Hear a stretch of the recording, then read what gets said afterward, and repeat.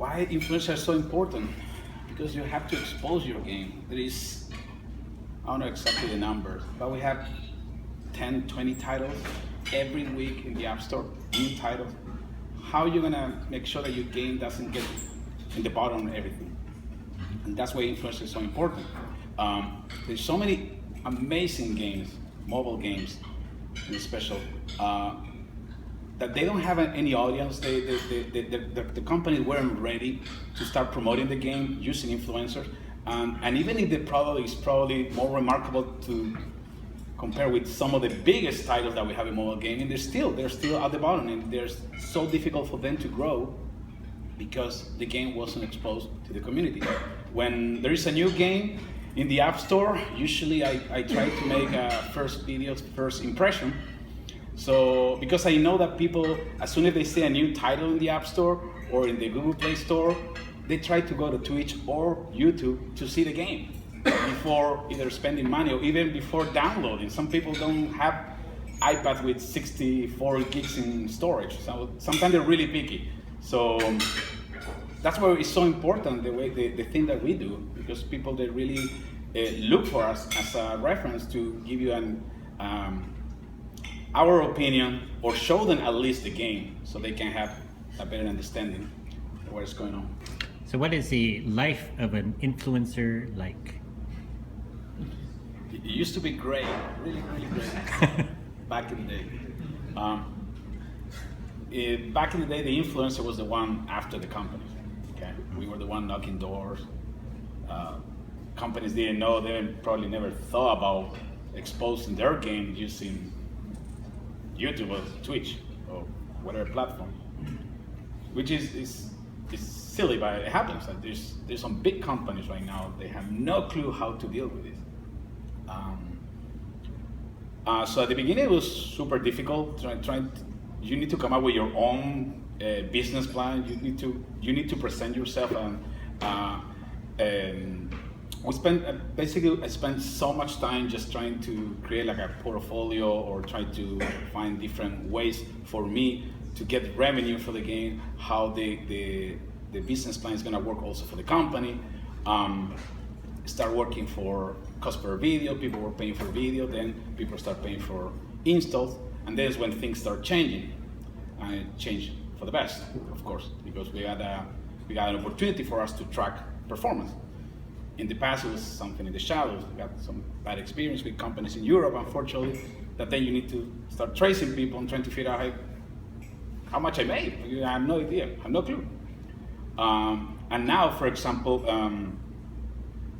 with Rooster, I have an application in my phone, so I can check whatever I want and say, okay, how much I'm making, the conversion, the clicks, some kind of metrics, performance. So that actually helped big time for influencers. But at the beginning, it was super difficult. Now everything changed because the companies finally figured out that this is what they have to do. They have to do it. We had the model of Supercell, and they allow me to talk about this because I work directly with them. If you can see how Supercell is doing now, most of one of the major reasons is, well, they do awesome games, but also they grab every single influencer in mobile gaming that they know is good, and they take under the wing, okay? And they help them to grow, and they give them training, okay? There is no money involved. We're not getting microtransaction for free. We don't get money. We don't get paid for making videos or anything like that. But the support that they're giving to influencers is great.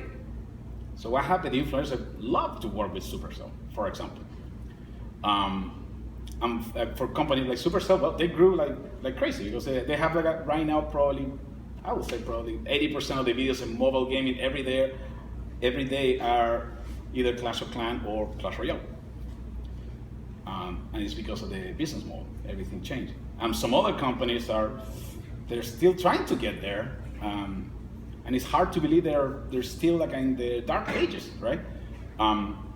Companies like, I really don't like to mention names, but for example, there's a really amazing game right now in mobile. It's called Dominations. It's a mix between Civilization and Clash of Clans. I'm a huge fan of Civilization, so that's why I love it so much. But the point is that the game is beautiful. The game is gorgeous. You can see that they put so much effort in the game. Graphics, strategy, to get people involved. I mean, one of the things that you love about games like Civilization that people start traveling in time, right? And Domination was capable to do it in a mobile game. That is ridiculous. I never thought that something like that's going to happen. I'm a huge hardcore PC and console gamer, so when they told me about mobile games, they're like, I'm not getting in there. I'm not going to play Angry Birds, right? And then you start seeing all the new titles. There's some titles that have some amazing graphics. For example, Afterballs, which probably went way too far with the graphics because nobody can play the game now. But in general, like I said, there's some companies like that one for Domination. Domination, the reason it's not that popular like Clash of Clans, for example, even when they have the same quality, is because they never come out with a plan for influencers. And even until today, I received emails from that company saying, oh, dude, we're working on it. Probably next week is going to happen. And this has been months, probably a year. Actually, talking about Clash Royale, one of the new things that I just started doing in my channel with some other people, some YouTubers from Australia, we broadcast tournament. We organize a tournament, we come out with a pool, okay, let's get a couple Google Play cards, a couple iTunes cards, and then we organize the tournament and we have our viewers playing and we just do the commentary. It looked like an e-sport. That's probably one of the reasons that why Clash Royale is part of the ESL now, which is, we're talking about big leagues. We're talking about the mobile gaming is getting to places that we never thought we were gonna get before. Right? And you see that people really play the game. I really enjoy it. And right now, like I said, we're trying to come up with this new model of being more broadcaster and get our audience involved in the game. And they seem to love it. That's the next step with social media, is actually getting the audience to participate with you in the gaming experience. Francisco. Definitely gonna keep growing. We had examples like games like Vainglory or Clash Royale that they get into a more professional level now in gaming. So the industry in mobile gaming is growing more and more. So companies have to realize that this influencer thing is important. It is really crucial. We don't know how it's going to keep improving, but I can definitely tell you since a couple months ago and now it's been definitely a big change. I mean, things for influencers and agencies to work together and help games to get promoted, I can just imagine it's just going to get better. Thank you very much to our panelists.